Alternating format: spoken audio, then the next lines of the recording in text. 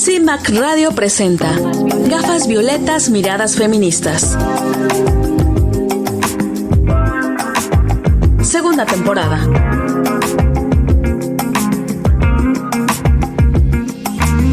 Constituyentes MX Feministas.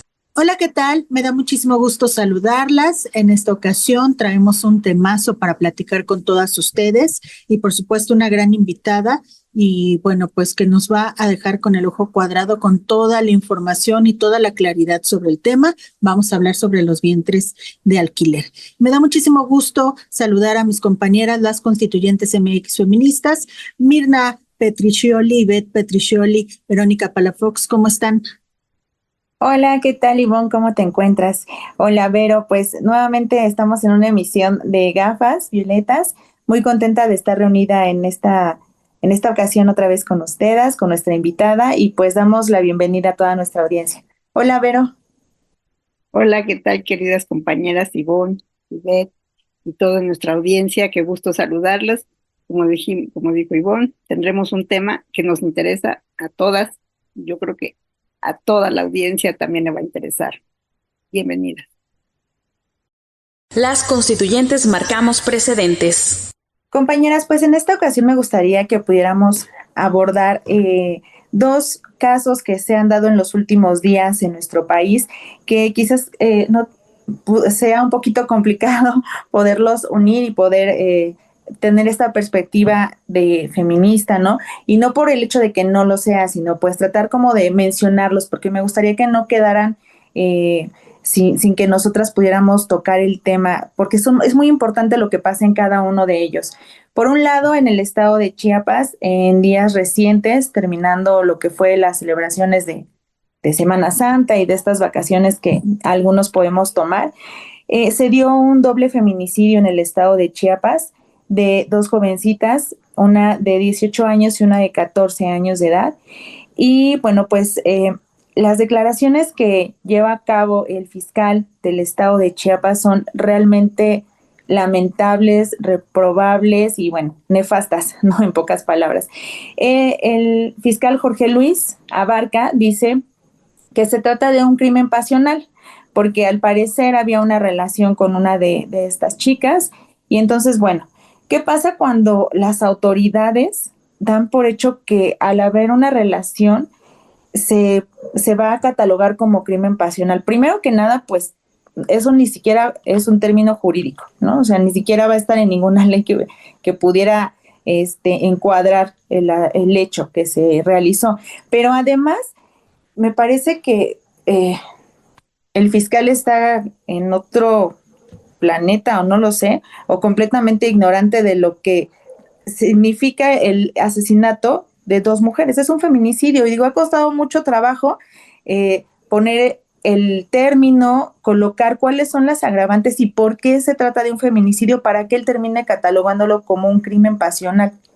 Entonces, además de que creo que sabemos perfectamente que este concepto de crimen pasional pone completamente la responsabilidad del lado de las víctimas, ¿no? Como si, bueno, ella se lo hubiera buscado y quién sabe qué tipo de relación tenían.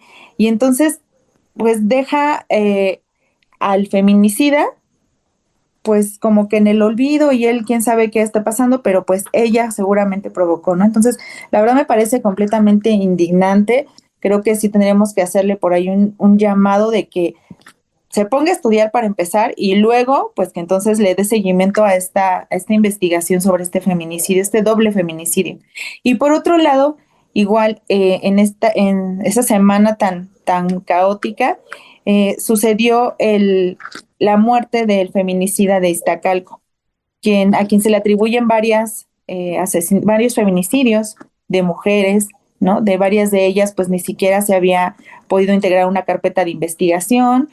De otras más, como sus últimas víctimas, que es María Fernanda y Cassandra, pues Cassandra es realmente esa víctima que le tocó llevarlo pues a que lo detuviera, porque ni siquiera fueron las autoridades. Y es aquí donde creo que se entrelazan, ¿no? O sea, en Ciudad de México, ¿qué sucedió? Pues que a pesar de que este tipo tenía era una persona que se encontraba en varias carpetas donde había desaparición de chicas, pues él nunca fue investigado y entonces lograba evadir pues esta justicia, ¿no?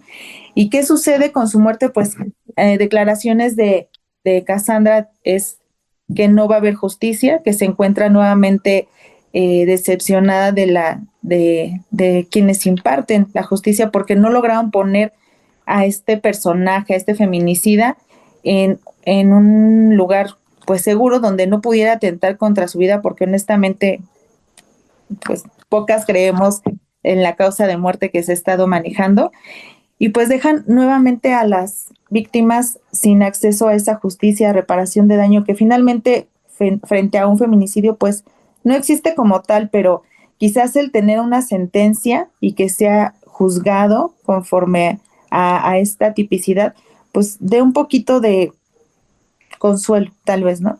No sé qué opinan ustedes, compañeras. Sí, creo que es importante empezarlo así como lo estás planteando. Las palabras tienen un significado muy importante cuando hablamos de delitos cometidos contra las mujeres. Y una de las críticas que se le ha hecho al delito de feminicidio es que según algunos fiscales, no había forma de confirmar que se tratara de un feminicidio. Pero en realidad las características del feminicidio son muy claras. Lo dice en la Ley General de Acceso de las Mujeres a una Vida Libre de Violencia y en el Código Penal Federal. Son 7, que son como las características básicas: que la víctima presente signos de violencia sexual.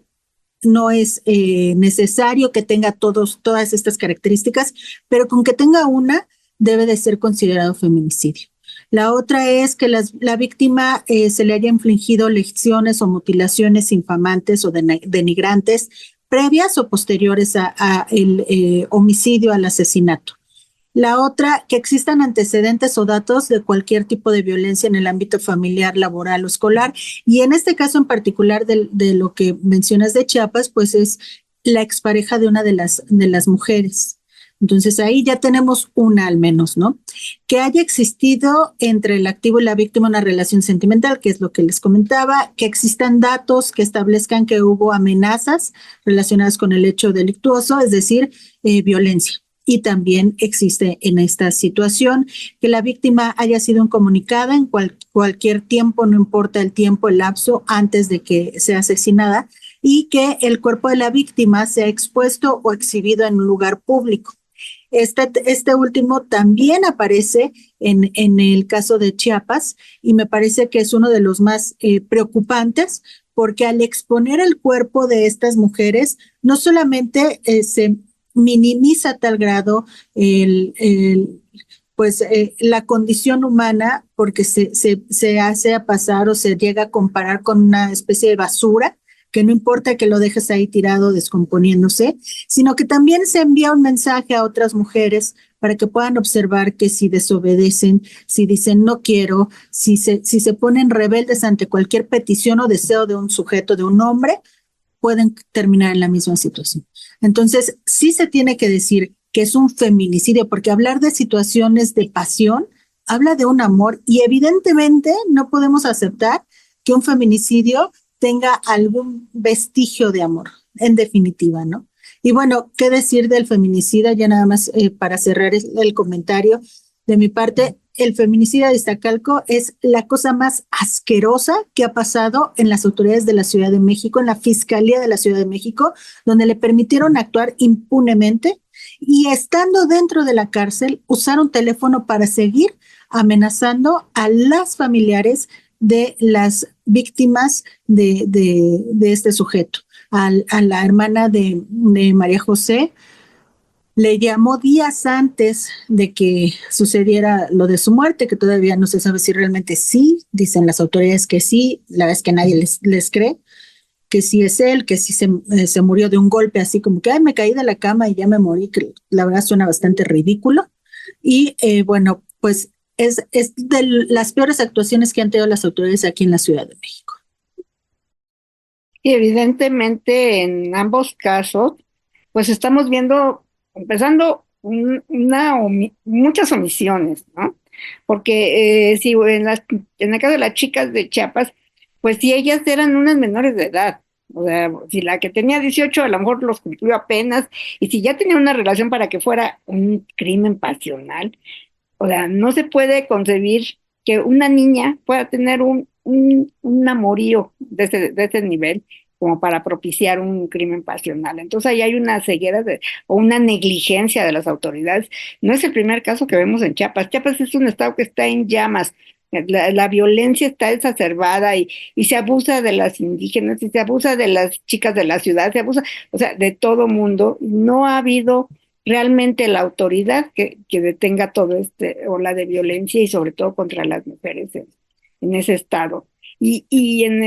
Precisamente también en el caso de este feminicida de Iztacalco, bueno, ¿cuánto tiempo tuvo que pasar? ¿Cuántas muertas tuvo que haber antes de que lo detuvieran? O sea,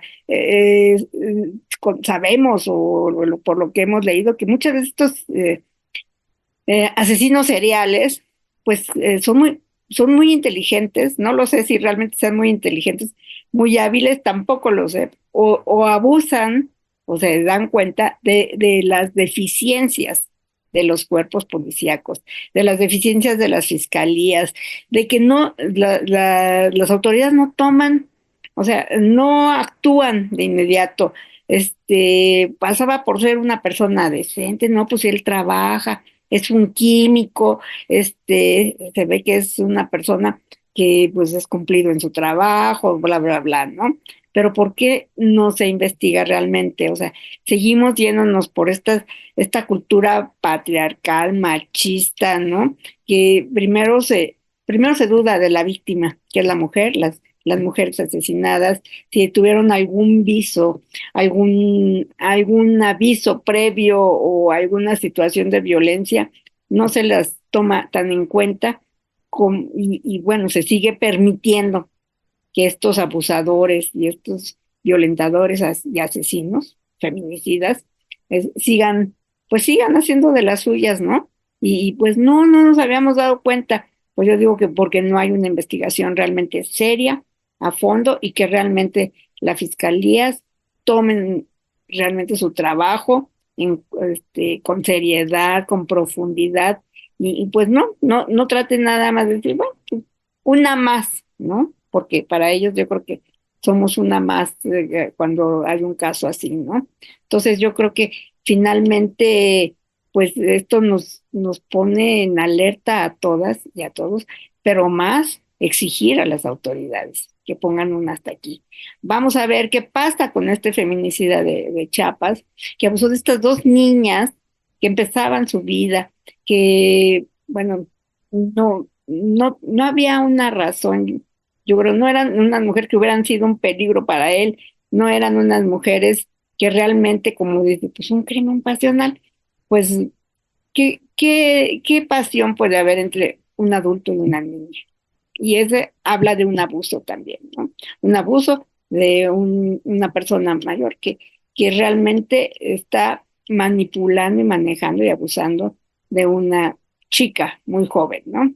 Porque, bueno, tenía 18 años, sí, mayor de edad, pero pues todavía siguen saliendo de esta etapa de la infancia, ¿no? De la niñez, porque la niñez termina a los 16, 18 años, ¿no? Entonces creo que aquí hay un claro abuso y una omisión de las autoridades. Hacemos una breve pausa. Estamos en Gafas Violetas, Miradas Feministas. En CIMAC Radio queremos escucharte. Queremos escucharte. Queremos escucharte. Comunícate con nosotras al 5535 0847 61. 5535 0847 61. Y déjanos conocer tus opiniones sobre nuestra programación. CIMAC Radio, periodismo con perspectiva de género.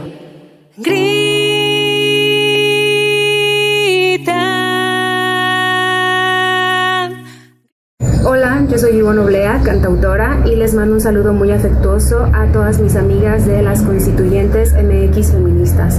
Aprovecho también para compartirles mi nuevo sencillo Grita. Grita es una canción que compuse después de enfrentar a mi agresor, quien abusó de mí cuando era niña. Espero que esta canción les acompañe en su lucha por los derechos de todas las mujeres, las niñas y los niños de este país, para que puedan vivir una vida libre de violencia. Gracias por escuchar, por compartir. Esto es por mí, por ti, por todas. Regresamos a seguir tirando el patriarcado. Constituyentes MX feministas. Hoy en esta ocasión tenemos a una invitada muy especial que nos hablará de un tema que está puesto ahorita en el tintero de muchos espacios de feministas y en muchos espacios más.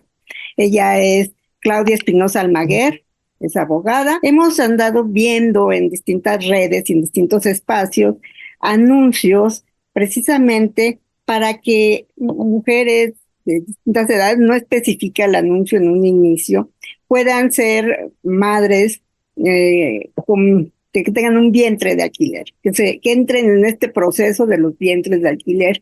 Y nos cuestionábamos qué tan legal es qué hay en torno de estos anuncios y bueno, cómo es todo este negocio que se está generando en muchas partes de nuestro país y del mundo también. No está legislado a nivel de la legislación interior ni a nivel federal.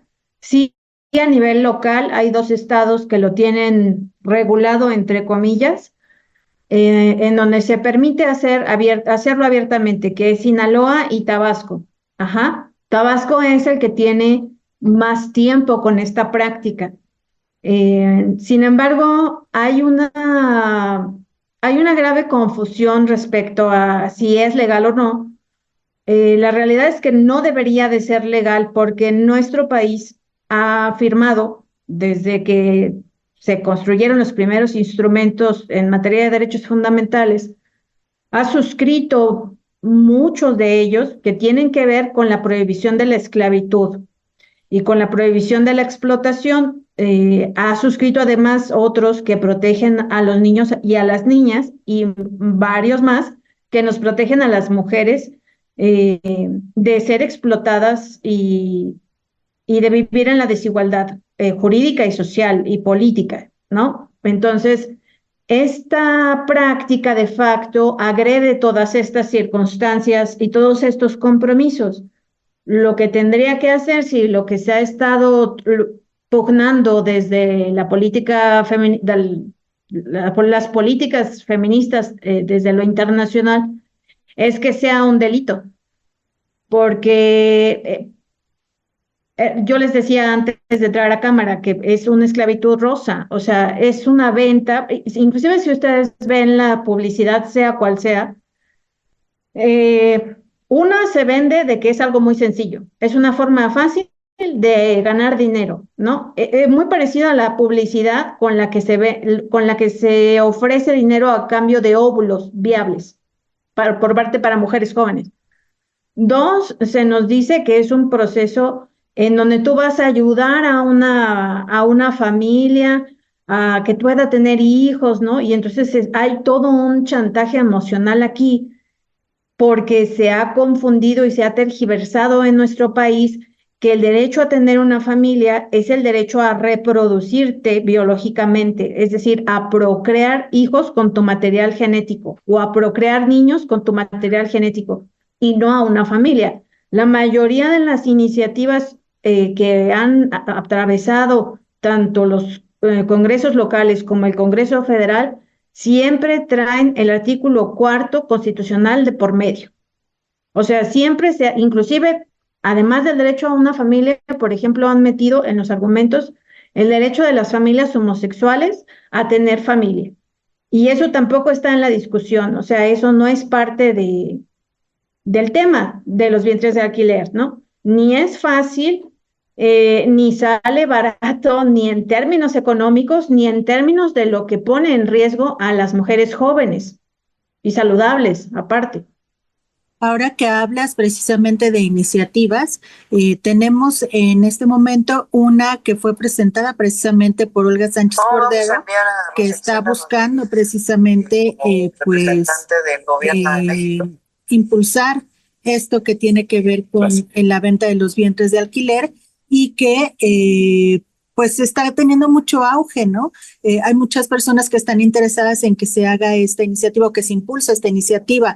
Pero ¿qué pasa con esta idea? Porque finalmente esto de vientres de alquiler es una idea impulsada o es un término impulsado desde el feminismo abolicionista para representar la venta de los cuerpos de las mujeres, ¿no? Y que va, obviamente, pues cargada con todo esto que acabas de mencionar, que es la precarización, que muchas veces estas mujeres tienden a tomar esas iniciativas o esas oportunidades, y le pongo entre comillas, porque obviamente no es una oportunidad, sino que lo que ellas necesitan es dinero. Y en ese momento, ese dinero se les está proporcionando supuestamente de forma fácil, sin tomar en cuenta todo lo que tiene que ver con su salud, que cuando te embarazas es un cambio médico físico importante, ¿no? ¿Cómo estás viendo o si tú estás siguiendo esta iniciativa de Olga Sánchez Cordero? Nosotras hemos seguido varias iniciativas desde que empezó esta nueva pesadilla para los derechos de las mujeres en México. Fíjense que a propósito de eso, esto empezó en la Suprema Corte de Justicia de la Nación por una resolución del entonces de Cosío.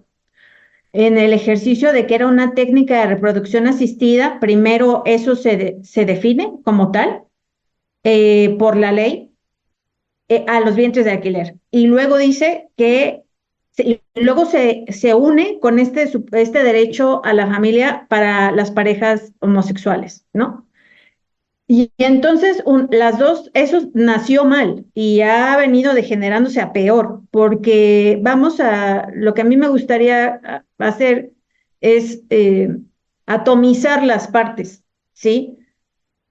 Una es que el término de los vientres de alquiler, como bien lo señalas, compañera, es un término que usamos las feministas abolicionistas, porque estamos convencidas de que las mujeres no nos vendemos por partes. Es un fenómeno muy similar a lo que está sucediendo desde toda la vida con la explotación sexual, ¿sí? Este capitalismo agresivo, patriarcal, de lo peor, nos indica que las mujeres, si no tienes que comer, el Estado no tiene por qué garantizarte el alimento, la seguridad, el empleo, la educación, pero tienes derecho a venderte. Eso fue lo que determinó la Corte hace 2 años, a la salida de Arturo Saldívar y a la entrada de Norma Piña. Ella hace, de hecho, la resolución porque había empezado a hacerla un varón ministro. Varias compañeras de Ciudad de México protestaron afuera de la Suprema Corte. Entonces, ese día que lo iban a presentar, lo bajan y vuelven a subirlo ya con Norma a la cabeza del proyecto. Estaba a punto de salir Saldívar de la presidencia de la Suprema Corte. Y entonces, cuando ella hace el proyecto, entre comillas, se ayuda de 2 organizaciones, una es GIRE y la otra es un colegio de bioética que está donde hay médicos, ¿no? Y entonces en ese desarrollo de esa primera, el argumento iba hacia resolver a una empresa de Tabasco que no le estaban dejando participar del negocio de los vientres de alquiler y que la empresa se dolió porque se sintió discriminada, así tal cual eso dice, de no poder ser parte pues, de la repartición del pastel, ¿no? Porque lo que decían en Tabasco es, sí lo vamos a permitir, pero no puede haber empresas intermediarias entre que esté rentando su vientre y también se les dice los padres de intención, ¿no? Entre comillas, porque no son padres de nadie. Y en ese contexto, ella jala de estas 2 organizaciones que desde luego sabemos, al menos lo que tiene que ver con GIRE, pues que es una organización a favor de la explotación sexual, a favor de los vientres de alquiler, o sea que no es una organización feminista, y ellos coadyuvan en señalar que el argumento es que como ya existe el fenómeno de los vientres de alquiler, hay que regularlo, ¿no? En lugar de prohibirlo. Y entonces se desarrolla, eso fue el primer golpe grave que le da a los derechos de las mujeres la Suprema Corte de Justicia, porque además esa resolución invitó a los estados, a las entidades federativas a que legislaran sobre este tema a favor. O sea, no hay una decisión neutra por parte de la Suprema Corte. La Suprema recomienda que se legisle y se regule para garantizar los derechos de la madre gestante, o ahora el nuevo término es persona gestante, ¿no? Y esto redunda en la iniciativa de la que hablas, compañera, que es la iniciativa de Olga Sánchez Cordero. Esta iniciativa entró el 8 de octubre, se presenta a finales de octubre, se publica el 8 de octubre en la Gaceta Parlamentaria y el 29 sube a pleno. Ella ya traía, desde que fue senadora, la intención de legislarlo, porque como senadora hizo varios eventos que tenían que ver con el tema a favor, desde luego, ¿no? Y luego, ahora está esta iniciativa que tiene que ver con técnicas de reproducción asistida y con el manejo del material, es decir, embriones de gametos, etcétera, ¿no? Del material biológico que quiere meter en la Ley General de Salud. Yo ya revisé la iniciativa, ya pasó, ya fue aprobada por la Comisión de Salud, porque ahí se turnó, y creo que está en la Comisión de Igualdad, porque la Comisión de Igualdad pidió una opinión, o sea, pidió poder opinar, pero pues esa opinión no está en ningún lado porque no se le turna oficialmente, nada más es así como que en vía económica. No pasa ni por derechos humanos, ni por niños, niñas y adolescentes, ¿no? Pero sí hay una participación del que preside la Comisión de Diversidad, diciendo que ellos iban a plantear, además de esta reforma de Olga, el derecho a poder procrear. Y hubo algunos eventos y algunos foros de un libro, también en enero, febrero de este año, promovidos por Olga Sánchez, donde sale Marta Lamas y sale otra gente de Gire, y salen diciendo que como que sigue habiendo una bandera supuesta de proteger los derechos a tener familia de las personas homosexuales, y lo que nos dice en ese argumento, en esas 4 horas que dura la presentación de ese libro, porque duró 2 días, es que hubo invitados que les molesta que le digamos vientres de alquiler. 2, la idea explicada por Marta Lamas es que ellos quieren democratizar estas técnicas para las más pobres, y que además hay una joven que participa allí que dice que la ley es heteronormada, que el Estado debe garantizar cualquier forma de constituirse en familia y que las iniciativas anteriores a la de Olga eran discriminatorias. Yo leí algunas, no lo eran. El problema es que a muchas lo que invitan es a lo que yo estoy señalando, que es lo que decimos las feministas, y es que se haga un delito de trata al respecto, ¿no? Primero que nada, celebro mucho tener esta plática contigo porque me parece muy importante que señalemos, y bueno, tú sobre todo desde este conocimiento que ya tienes del tema, pues puedas comentar con nuestra audiencia cuál es el asunto y el problema aquí, y bueno, que hay muchos, ¿no? Pero con respecto a esto de vientres de alquiler, porque cuando lo decimos así sonaría que solamente pues alquilo el vientre, ¿no? Y no pasa nada, y todo lo demás que me constituye como mujer pues no va a tener ninguna repercusión, pero me gustaría saber si tú conoces algún caso de cerca donde alguna mujer se haya sometido a esta práctica o haya alquilado su vientre, y qué tipo de repercusiones tuvo pues en general, psicológicas, pues todo lo que nos lleva a un embarazo a quienes ya hemos sido mamá. Y si, por ejemplo, en este contrato que hacen las mujeres con respecto a alquilar el vientre, ¿qué tipo de reglas se les imponen para poder tener acceso a pues alquilarlo? ¿Y cuáles son más que nada las contradicciones o las contraindicaciones para nosotras? una de las grandes contradicciones y que tira o sea, tira a la basura toda la argumentación del supuesto feminismo desde el cual están estas defensoras sedicentes feministas que defienden los vientres de alquiler como una vía legítima, ¿no? O sea, tanto para que la gente que no tiene familia haya mujeres que les den esa oportunidad, como para que quien tiene la necesidad de rentar su vientre lo pueda hacer de manera libre. Y es el hecho de que ese tipo de pseudofeminismo lo que genera son ciudadanas de segunda categoría. No en balde se ha usado, sobre pretexto de un lenguaje incluyente, este término de personas gestantes. Es decir, estas modificaciones del lenguaje que cosifican a las mujeres, ¿no? No tenemos ni siquiera, no sé, 100 años siendo parte de los instrumentos jurídicos, porque en las leyes, tanto familiares como civiles como penales, éramos objeto de los varones. Ajá.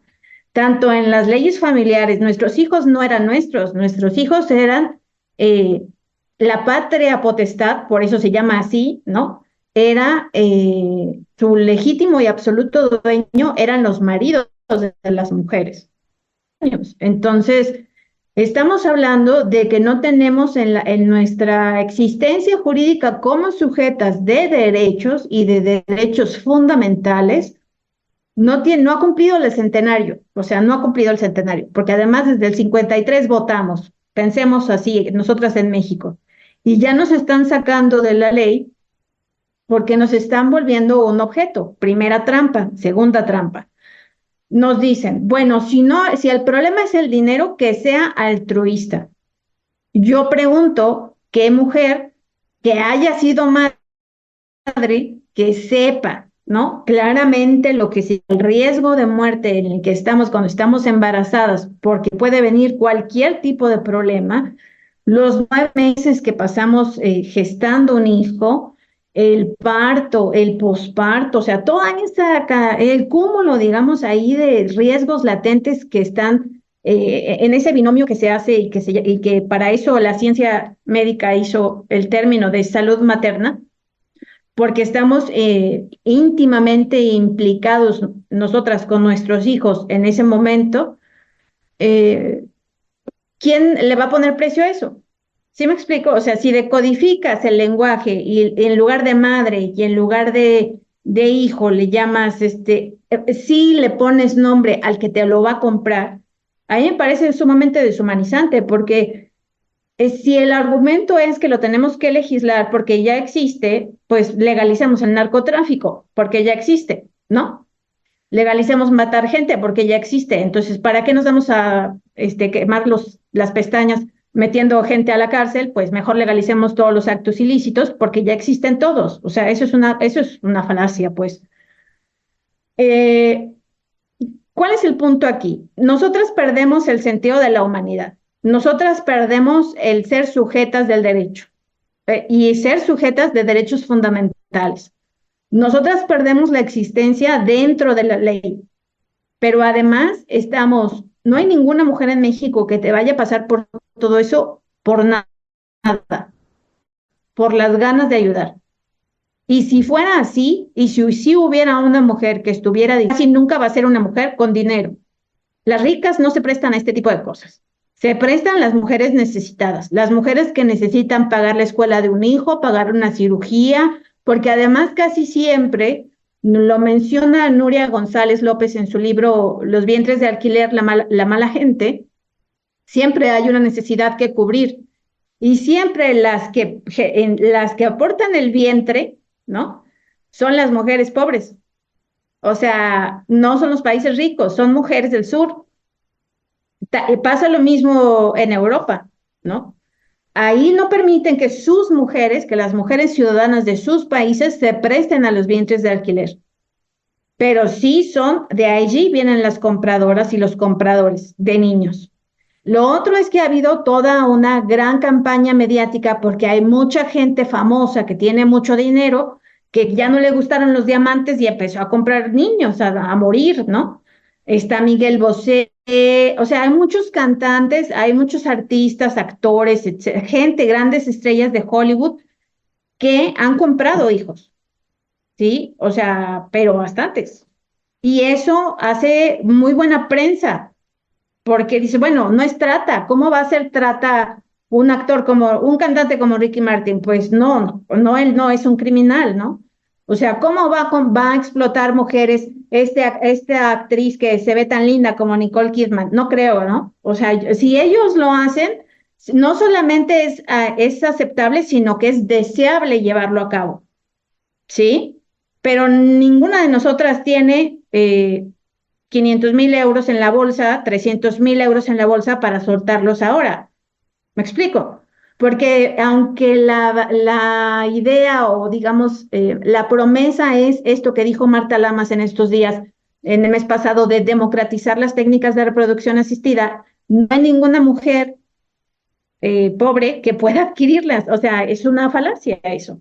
Y además es una cosa muy cruel usar a las mujeres pobres para decir, mira, en nombre de estas, vamos todas a promover los vientres de alquiler. Pues no, no podemos perder, no puede haber unas que compren y otras que se dejen comprar, ¿me explico? Y el tercer punto es que independientemente si es altruista o si es por dinero o tengas la condición que tengas, tú no puedes entregar un niño, no puedes. Ajá, no es lo mismo la adopción, no es lo mismo. Pero yo no puedo crear un niño y darlo, y regalarlo. De la misma forma, ni siquiera en términos de esos procesos que tradicionales para crear el hijo de otra persona, es dable o es aceptable que alguien llegue a tu casa y te diga, ten mi hijo, te lo regalo, porque tu hijo o el hijo que procreaste no es un objeto. Y en el momento en que sale de ti, se vuelve un sujeto. O sea, si eso no fuera cierto, no tendríamos la cantaleta del aborto desde décadas atrás. O sea, si no pudiéramos definir este momento, me explico, de que en el momento del parto, tu hijo es una vida independiente y la vida no tiene precio. O sea, tú no puedes agarrar un sujeto chiquito, aunque esté pequeño, y entregárselo a nadie. Ni regalado, ni por dinero, ni por nada. O sea, no tienes el hijo tuyo no es objeto. A eso me refiero. Sí, precisamente hablando de estos niños, niñas que nacen bajo este proceso, como dices, ¿no? Que le llaman reproducción asistida, que no lo es así. Precisamente su estatus legal, estaba leyendo que finalmente no tienen, o sea, no tienen todo este acceso a un nombre, a un pasaporte, a muchas cuestiones, ¿no? Está muy restringido la libertad ciudadana de estas criaturas. Entonces, pues también salen afectados, ¿no? De alguna manera, o cómo es que estos niños, niñas pueden, pues, tener una vida normal, entre comillas, no lo van a poder, o sea, como ciudadanos, como pobladores de este país, no van a tener todos los mismos derechos, ¿o sí? No sé si hayan visto, en Twitter hay una activista que es producto de este tipo de compraventa de vientres de alquiler. Y a ella es francesa, y a ella le dicen ya de grande que tiene, es decir, a partir de temas de salud, ella se da cuenta que sus papás no son realmente sus papás, sino que la adquirieron a través de un contrato así. Y ella tuvo severos problemas, o sea, porque además de que, o sea, por puro antecedente médico no podía, digamos, correlacionarse con sus padres, porque hay otro bulo aquí. Y es que esos niños surgen de la unión de gametos de los padres de intención. Eso no necesariamente es cierto, porque siempre hay un problema de infertilidad por una de las partes, si no es que por las dos partes. Entonces, en muchas de las ocasiones, la mujer que es víctima de esta forma de explotación es la que pone el óvulo también, ¿no? Porque la técnica real, o sea, la técnica científica no es los vientres de alquiler, sino la inseminación. Ajá. Se hace la inseminación en el cuerpo de esta víctima, además, pero eso no es, o sea, la ciencia se acaba en el momento en que haces esa inseminación, pero el cuerpo ajeno no es un objeto de técnica, ¿sí? Si estás haciendo esa inseminación en una mujer, no en una cosa. ¿Me explico? Entonces, desde allí pierde el nombre de ser técnica de reproducción asistida. El riesgo, el peligro que tiene la iniciativa de Olga es que es muy mala, que esa iniciativa sea tan ambigua y tan mediocre y tan mal hecha que dé pie a todo y a nada. Ajá. Y en esas cosas del material biológico, de quién va, qué es lo que yo entiendo como técnica de reproducción asistida, va dentro de la bolsa este tema. Eso es lo preocupante allí. Pero, digamos, además de los riesgos médicos a los que están sometidas estas mujeres, preguntaba Mina hace rato, por ejemplo, en la pandemia del COVID les prohibían vacunarse de COVID, sin ir más lejos. O sea, les miden la dieta, les miden los medicamentos, todo, porque pagan. Inclusive hay empresas que se promocionan en Europa que te garantizan que tú puedes venir a México, irte de vacaciones y que para cuando regreses de vacaciones te van a dar tu niño y te vas a ir, ¿sí? Y que puede haber, hay términos muy específicos por cuántas veces lo puedo intentar, o sea, garantías de cuántas veces la persona se puede embarazar, cuántas veces la puedo inseminar y si se muere, cuánto le tengo que pagar. O sea, cuando entran a ver a mí me sorprende mucho porque yo puedo entender que dada nuestra cultura mexicana y misógina de que las mujeres debemos de cuidar de todo lo que se mueva, pues yo entiendo que a las mujeres jóvenes y a las mujeres que han sido madres y que tienen necesidad les mueva, les atraiga la idea. Pero no puedo entender que mujeres que se dedican supuestamente al estudio del feminismo vean y profundicen en estos, y además que son abogadas, en estos contratos tan horribles, y digan, bueno, si se muere, ¿cuánto le tengo que pagar a la familia, no? Sí está bastante, o sea, da mucha vergüenza ajena. Pero bueno, sí, en este término de lo que tú preguntabas, Vero, lo que sucede allí seguramente es que hay graves problemas de reproche y de identidad, o sea, seguramente serán procesos, porque muchos niños comprados ya son adultos, están entrando en la adolescencia ahora mismo. Y pues será como aquellos niños que se robaron, por ejemplo, en Argentina, ¿no? O sea, son niños que no tienen pasado y que vincularon a familias que no eran suyas porque lesionaron los derechos de alguien más para eso. O sea, esos niños van a saber, se van a enterar de que quienes los han criado, lo cual creo que da suficiente conflicto, se aprovecharon de la ventaja que daba la pobreza de sus madres reales para que los entregaran.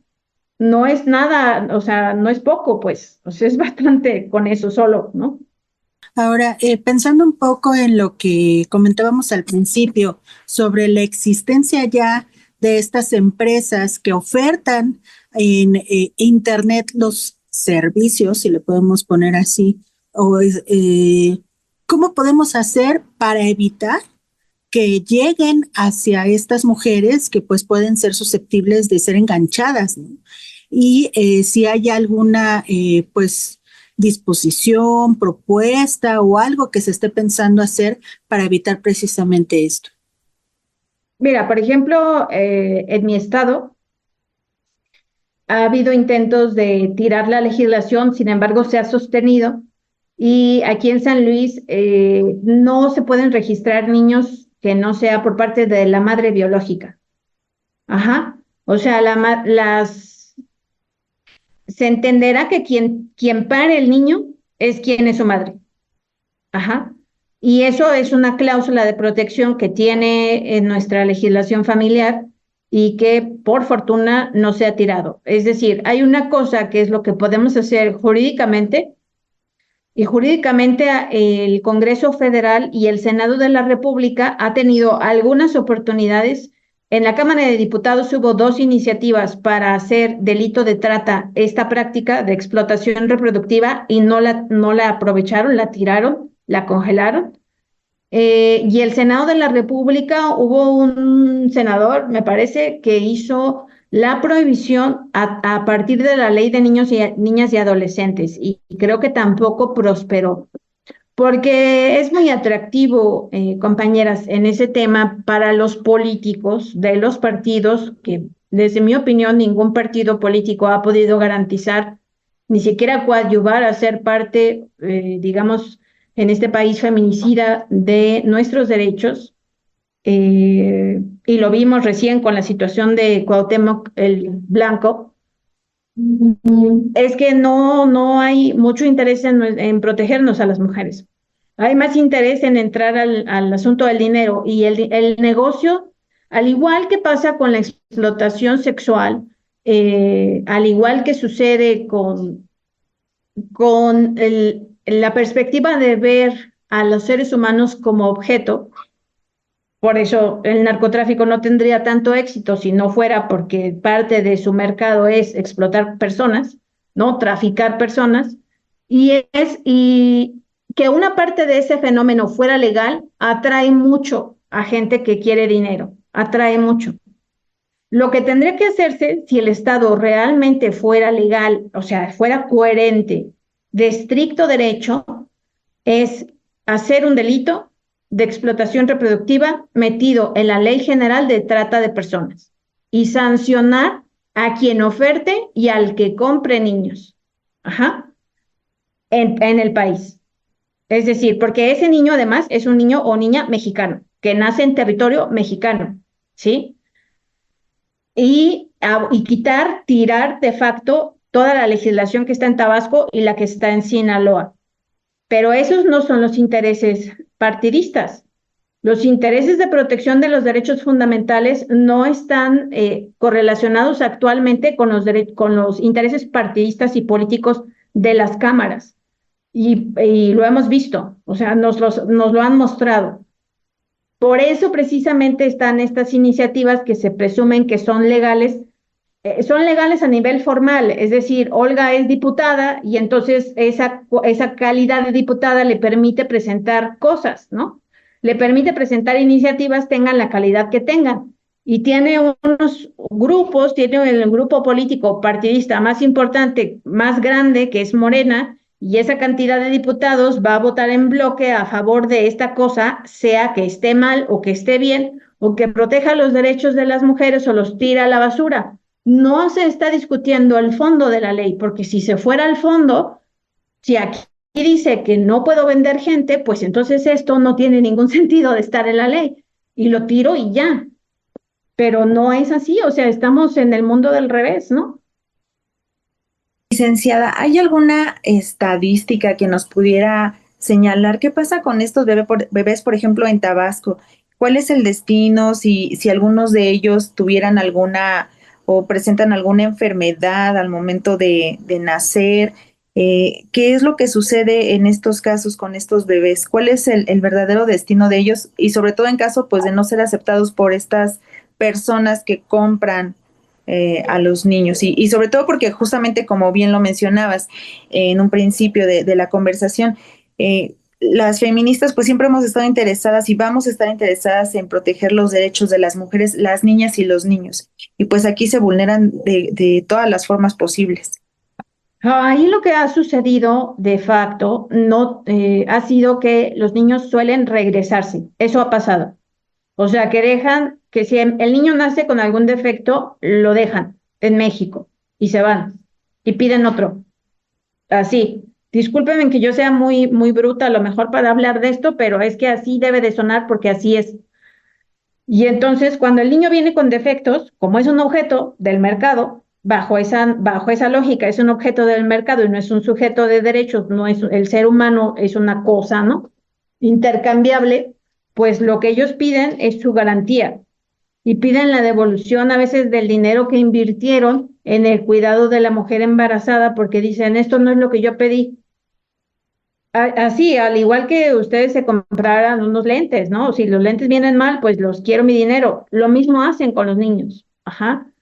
La otra cosa que suele pasar es que, ahora, todos suponemos que esa gente es gente, esos padres de intención, entre comillas, como ellos mismos se denominan, es gente genuinamente interesada en tener una familia, inclusive violando la ley, ¿no?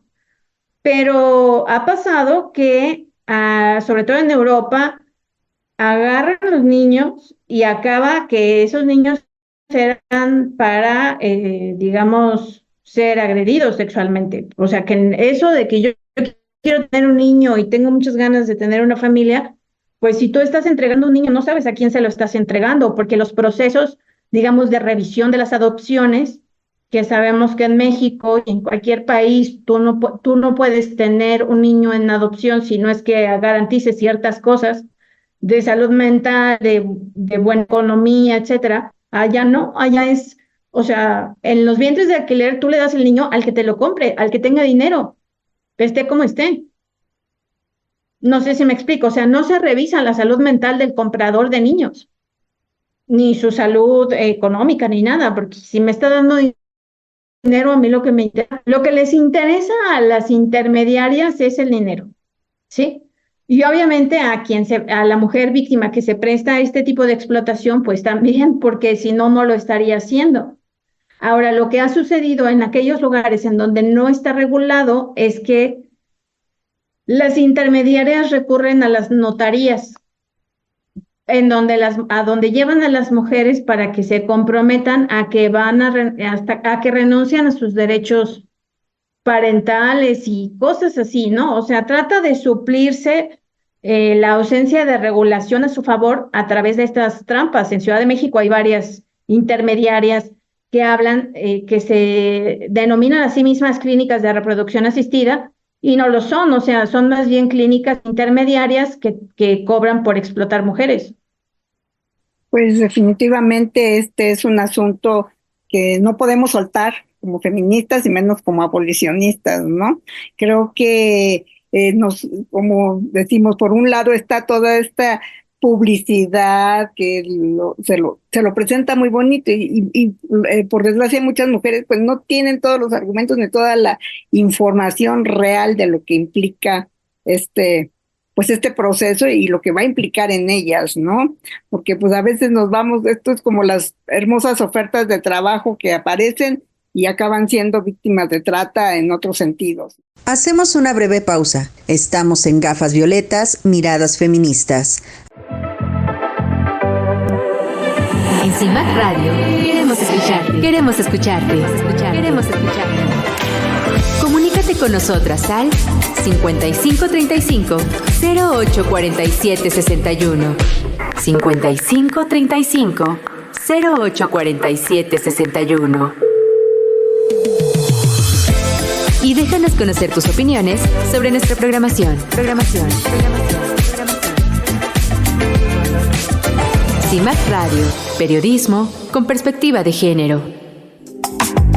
Regresamos a seguir tirando al patriarcado. Constituyentes MX Feministas. Bueno, compañeras, pues les agradezco una vez más haber estado en esta ocasión conmigo, con ustedes, compartir esta entrevista, compartir estos análisis o estas opiniones que tenemos en relación a varios temas. Sobre todo no soltar como abolicionistas, como feministas, no podemos soltar este tema de los vientres de alquiler, porque es importante señalar que ser madres o padres pues no es un deseo, ¿no? O sea, más bien, perdón, es un deseo y no es tanto como un derecho. Entonces pensemos en los derechos de estas mujeres que ponen en riesgo su vida, que por la precarización en la que se encuentran, pues alquilan su cuerpo, no solo su vientre, sino todo su cuerpo y su psicología y su estado de salud y todas ellas, ¿no? Completas, para poder cumplir el deseo de alguien más que tiene el poder de pagar para cumplir ese deseo. Entonces, hay una relación de poder muy importante, hay una relación de abuso que no debemos soltar y debemos señalar nosotras como feministas. Les agradezco mucho esta nueva emisión de Gafas. Les mando un abrazo, las quiero mucho. Adiós, Ivonne, adiós, Vero. Gracias, Mirna, gracias, Vero. En definitiva, como bien mencionas, la frase correcta es esa, es un deseo, más no un derecho, y las autoridades deberían de estar pensando en eso al momento de estar haciendo las legislaciones, y sobre todo ellas, porque desde la sociedad, como hemos estado observando, es de donde viene la reflexión. O sea, a mí me parece impresionante eso, pero en fin. Gracias, chicas, por habernos acompañado. Y bueno, aquí estamos la próxima semana. Recuerden seguirnos en redes sociales, en las Constituyentes MX Feministas y aquí en cimacradio.org. Vero, muchas gracias. Pues muchas gracias, compañeras. Mirna, Ivonne, Mirna, es que, compañeras, la queremos y le decimos de una de otra manera, ¿no? Pero muchas gracias. Ivonne también por haber estado aquí, por todas estas reflexiones. Este tema del día de hoy nos ha dejado pues muchas cosas desde nuestra primer charla sobre estos feminicidas, nuestra conversación con nuestra invitada realmente pues nos coloca en qué está pasando con la sociedad contemporánea, ¿no? Son cuestiones que hoy en día todavía la sociedad nos tiene todavía nos atribulan a muchas mujeres, ¿no? Y que, bueno, la ciencia debería estar como para el beneficio de todas, no como para beneficiar a quienes son los empresarios de esta práctica de los vientres de alquiler. Y la frase para terminar el día de hoy es una frase de Malala Yousafzai, que es: alzo mi voz, no para gritar, sino para que se oiga a los que no tienen voz. No podemos triunfar todos cuando la mitad de nosotros está frenada. Gracias por habernos acompañado. Gafas violetas, miradas feministas. Segunda temporada. Constituyentes MX Feministas.